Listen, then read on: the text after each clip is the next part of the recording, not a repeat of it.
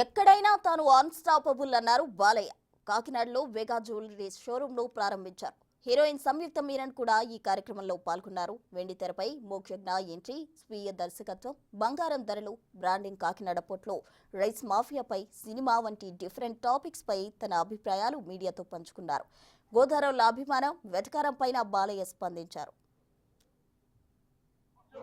అది ఒక సినిమా మొదలు పెట్టాల్సింది అనివార్య కారణాల వల్ల ఆయనకి ఒంట్లో బాగాలేకపోవడం వల్ల చూస్తున్నారు. మీరు ఇప్పుడు వాతావరణం బాగలేదు కదా, ఇక్కడ పడితే అక్కడ అందరూ ఫ్లూ, టైఫాయిడ్లు.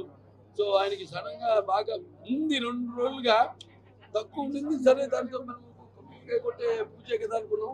అది ఒకసారి ఇంకా వినిపించడం రాత్రికి, దాంతో ఇవాళ పోస్ట్ పోన్ చేయడం అంతా మన మంచిగా అనుకోవడం తప్పితే తప్పకుండా మీ ప్రజల శిష్యులు అభిమానుల యొక్క సపోర్ట్ ఎవరు చేస్తారు? బాబు సింగేశ్వర శ్రీనివాసరావు ఇంకా బతికే ఉన్నారా? 94 ఏళ్ళు ఇప్పటికీ బాబు ఎప్పుడో సినిమా అంటాడు ఆయన. అది చేద్దాం. అయ్యా ఇందుకు గరడు ఎందు వెతికినా అందందు గరడా. ఇక్కడ ఉన్నాను నేను, అడుగు పెట్టానే దానితో చూస్తాను. ఏదైనా దేంట్లైనా అన్స్టాపబులే, దేంట్లైనా అన్స్టాపబులే. మనం అనుకున్నారా? ఎవరు ఊహించలా, ఊహించింది చేయడమే నైజం. ఎవరు అనుకోలేదు అన్స్టాపబుల్.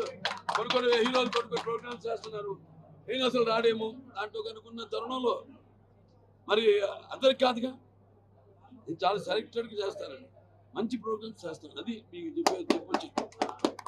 అంటే ఇప్పుడు అన్స్టాపబుల్ ఉంది, దాని ద్వారా నేను మంచి మెసేజ్లు కూడా ఇస్తున్నాం. మంచి అవతల వాళ్ళు, వాళ్ళ మనోభావాలు, ఎప్పుడు షూటింగ్లో తలమునకలై ఎప్పుడు ఒత్తిడిలో ఉన్న వాళ్ళని, వాళ్ళకే ప్రజలకు చూసే ప్రజలకే కాదు, మా సినిమాలో కూడా అక్కడికి వచ్చిన వాళ్ళందరూ ఒకసారి ఒక స్వతంత్రం వచ్చినట్టు, ఎప్పుడు 24 గంటల లైట్లో కెమెరాల ముందు కాకుండా నా స్వభావాన్ని బట్టి నేను ప్రశ్నలు అడగడం, వాళ్ళు నెమ్మదిగా వాళ్ళగా అక్కడ ఆ కంఫర్ట్ పడడం, వాళ్ళకి వాళ్ళు కూడా ఓపెన్ అవ్వడం. చదువుయా స్వామి, నువ్వు ఇప్పుడు మొత్తం ఇప్పుడు ఎలాగే పోవు స్వామి, వెళ్ళే కొండకెళ్ళి వచ్చాక ఇచ్చే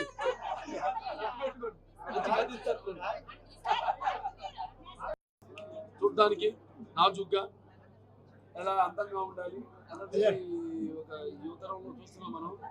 దానికి సంయుక్త మేనన్ గారు, సంయుక్త మేనన్ గారు ఏమన్నా ఉన్నారంటే ఉండాలి.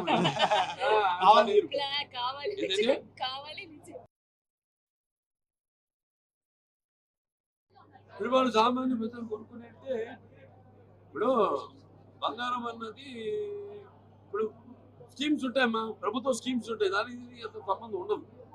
స్కీమ్స్ అన్నది ఏంటంటే పేద ప్రజలకి, వాళ్ళకి, మనకి ప్రభుత్వం ఇచ్చే వాళ్ళకి అతి తక్కువ వాళ్ళ ఇన్సెంటివ్స్ ఇవ్వడం. వాళ్ళకి బంగారం అన్నది జనరల్గా కేంద్ర ప్రభుత్వం యొక్క దీన్ని వాళ్ళ విధి విధానాలను బట్టి ఉంటుంది.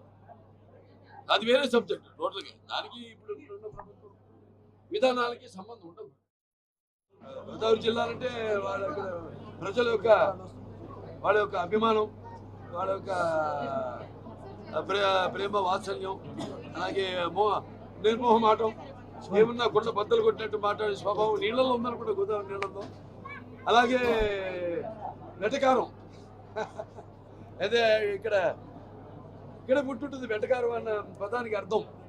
ఎంతో మా మామగారు ఆయన ఉన్నప్పుడు కూడా ఎంతో, ఇప్పటికీ ఇక్కడికి వెళ్ళా మనం కట్టరు చూపిస్తున్న అభిమానానికి ఎంతో నా కృతజ్ఞతలు తెలియజేసుకుంటున్నాను.